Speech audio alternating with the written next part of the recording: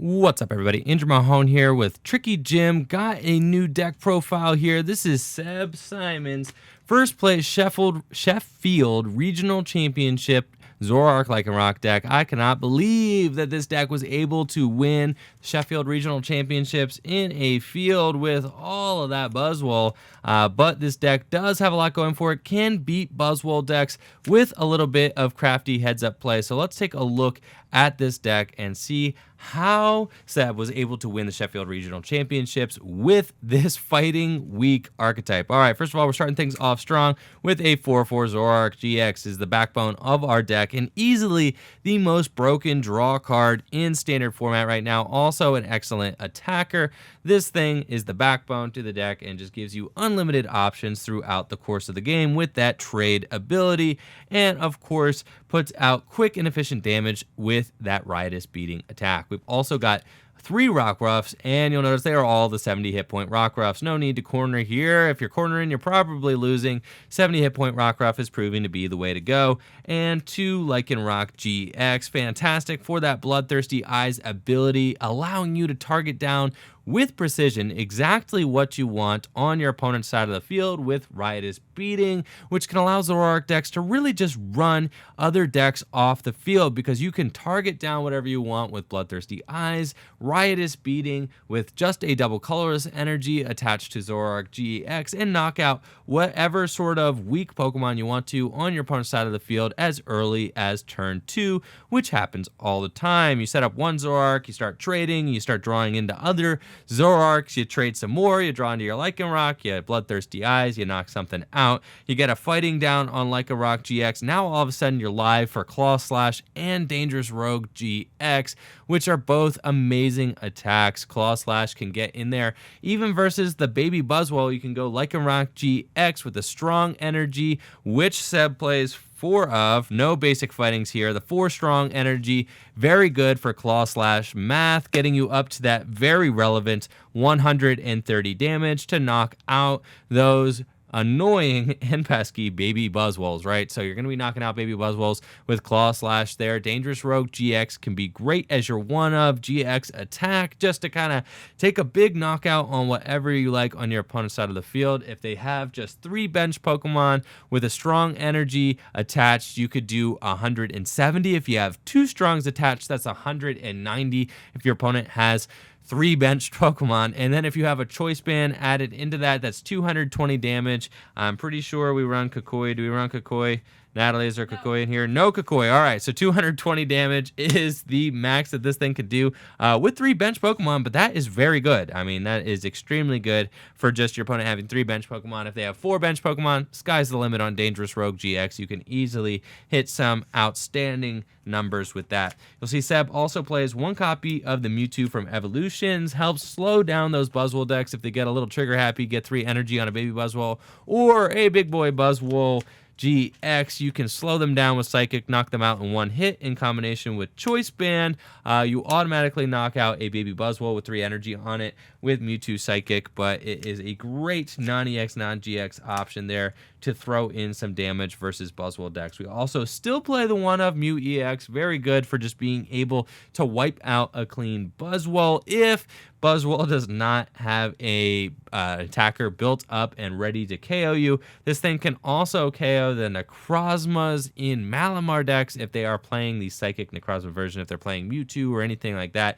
You could take a quick knockout return with Mew EX, but you'd have to do so skillfully. Make sure you're not just throwing the Mew EX down there. It's really good for just swooping in at an ideal time where maybe your opponent does not have the ability to trade with Mew EX, or if you just are already ahead in the trade and can afford to sack the Mew EX to take 2 more prize cards, it could be very good in those scenarios as well. Then we played 3 copies of Tapu Lele GX, and that's it for the Pokemon. A very, very, focused deck. I love this list. Very simple. Just got the 3/2 Lycanroc, the 4/4 Zoroark, 3 Tapu Leles, 1 Mew EX, 1 Mewtwo, and that's all you need. The rest of this deck is just pure consistency, and that is fantastic. With 3 copies of Tapu Lele, you really have options to grab whatever supporter you need with that Wonder Tag. You can also get in there with Energy Drive versus decks where it's kind of scary to throw Zoroark in the active. You can rely on Tapu Lele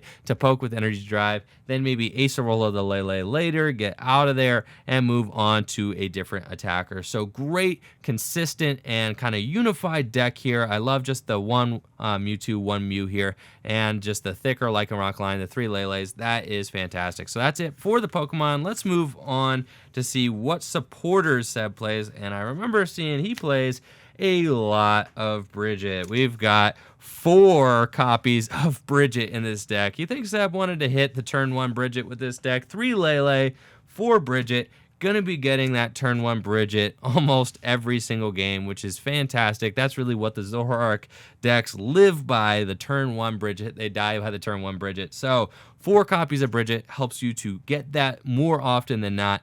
Also, later in the game, once you've already established your board, you could just trade the Bridgets away, so they're not really dead space. Zoroark is one of the only decks that can afford to play that many copies of Bridget. We also played 3 copies of N, 2 copies of Cynthia, 2 copies of Mallow, 2 Guzma, and a Delinquent. He said that Delinquent was very good versus Buzzwole. He was able to have turns where he Bloodthirsty Eyes, knocked out the Octillery, maybe also N in the same turn. Maybe you Bloodthirsty Eyes, knock out Octillery, then Delinquent in the same turn. That is crazy. That is the power of this Zoroark deck. You could totally just rip the rug out from Buzzwole decks with that Delinquent. Very, very good. And I love the inclusion of that card in there. Since Buzzwole plays Brooklet Hill, there's almost always going to be a stadium card in play. And then we also play our own copies of Parallel City. So we always have options for stadiums to discard with Delinquent plays. Then as far as consistency goes, we do play 3 copies of N, 2 copies of Mallow, 2 copies of Cynthia. So we have plenty of draw in here as well. Mallow means that we're going to be able to piece together those crucial card combinations that we need to take pointed knockouts. Also just allows you to set up your hand for future turns for future power plays. Now, I have seen some Zoroark decks play more draw supporters than this, but with a 4/4 Zoroark and 4 Bridget, you're almost always going to be getting multiple Zoroark out into play on turn 2, so you don't really need all that many draw supporters. This should be plenty to suffice and to get any player through a game with ease. I do love the 1-up copy of Delinquent. It's very good. The 2 Guzma is great. With Puzzle of Time, we can get any of these back into our hand later in the game for extended use as well. So we have lots of flexibility with our supporter use in this deck. As far as the items go, we play 4 copies of Ultra Ball, 4 copies of Puzzle of Time, 2 copies of Field Blower. Zoroark decks used to play 3 copies, back down to 2. That is standard now, and I have not seen them go back up to 3. Buzzwole Garb is less of a concern, though it is still a deck. Less of a concern, I think, than it used to be, and I guess Parallel Wars are a little bit of a less concern than they used to be as well. So 2 copies of Field Blower. You remember Tord back at, what was it, like London, played like 4 copies of Field Blower in his Zoroark Galissapod deck. So we've whittled things down here, down to 2 copies of Field Blower, which seems just fine. And then 2 copies of Timer Ball. That is wild. I have a love-hate relationship with Timer Ball. When it works, it's amazing. One of the best search cards in the format. When it fails, it feels so bad.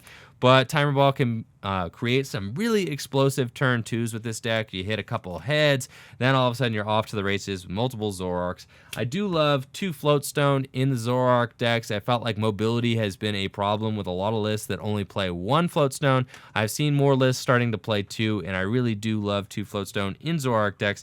2 copies of Choice Band to hit some relevant math, 1 multi-switch, 1 Enhanced Hammer, and 2 copies of Parallel City rounds out the items and the stadiums in this deck. Choice Band allows you to hit some relevant numbers with Lycanroc, also allows your Mewtwo's to hit those crucial one-hit knockouts on Buzzwole GX is very good.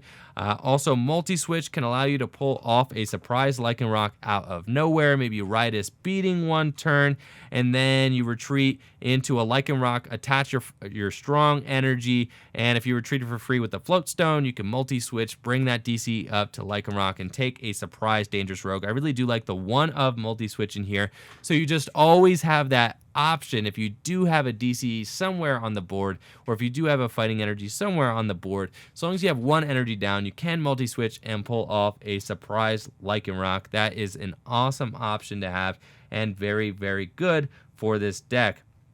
2 Parallel City is fantastic. Being able to target down whatever you want on your opponent's side of the field, then make them remove everything else with Parallel City can be fantastic. Just the blue side there, so good at limiting setup decks. Like Malamar can limit setup decks like Greninja as well, even though this deck does struggle against Greninja Break quite a bit. Parallel City can help versus that deck. And Enhanced Hammer, very, very good too, just for being able to knock an energy off of your opponent. Like I said, multi-switch makes it so that the Surprise Dangerous Rogue, Surprise Claw Slash is always an option. With Enhanced Hammer, you can help to limit your opponent, especially in the Zoroark mirror, limit them so that they have a little bit of a harder time with their energy, and just the one of Enhanced Hammer can really make all the difference, especially in a mirror match. And also good versus Buzzwole to slow them down just a little bit, make them pump the brakes. If they do get something like a Strong Energy or a Beast Energy in play, you can remove it with that Enhanced Hammer. And then finally, to wrap things up with the energy, like I said, we played just 4 copies of Strong. Love it for the math on this deck, and 4 copies of DCE for that riotous beating. Very consistent list. I think Seb is a master at deck crafting here. Very, very good. I love the look of this deck. It is just very unified, very solid, very consistent. I think this is an ideal deck list to look at heading forward into the North American International Championships if you really do like Zoroark decks. And if you are not scared of Buzzwole, this would be the deck to play. Apparently, Zeb said that Buzzwole is your worst matchup with this deck, but that you can pull off some crafty things by knocking out Octillery, by playing your Delinquent. You can slow them down in those kinds of ways to make it a more or less 50-50 matchup, which is crazy to hear considering that you just get sledgehammered into oblivion by that baby Buzzwole, but it is promising to hear that you do have some options against what many consider to be the best deck in format. So that's it for Zoroark Lycanroc. Shout out to Zeb for winning the Sheffield Regional Championships. Thank you all for watching the video. Make sure to like the video, sub to the channel, ring that bell. Make sure to check out all the sweet Etsy store and Patreon stuff in the description below. Peace.